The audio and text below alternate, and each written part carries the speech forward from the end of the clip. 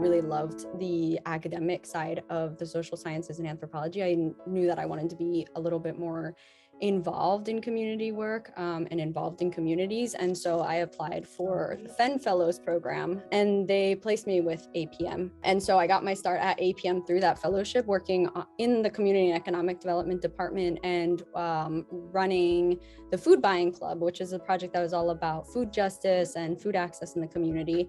From that, I met the community that APM works in and the projects that were going on and everyone's vision for their community. And I was like, I've got to stay here. There's so much I can learn. Walkability was a campaign that I got to start fresh directly from community members' feedback to me, and was really able to step into that position of figuring out how to, as I referenced before, like mobilize resources or help support community members. So I carried on a lot of that engagement, but there was one point in my time doing that work where with a local playground that we work with, Rainbow de Colores, there was a hit and run of a really young child on the street right next to the playground where all the kids go on. And so we were informed by the leader of the playground, Lamont Jefferson, that happened. And instantly it was like, okay, let's sit down and figure out what do we do? How do we raise awareness around this? How do we get the word out about this being an issue?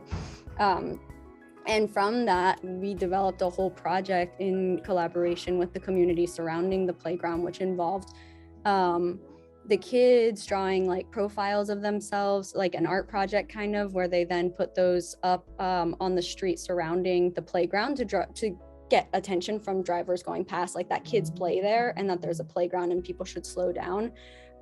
We did a chalk demonstration on the street, again, that did kind of a 3D like optical illusion of a speed bump to also catch attention and show like this is changes that need to happen around here.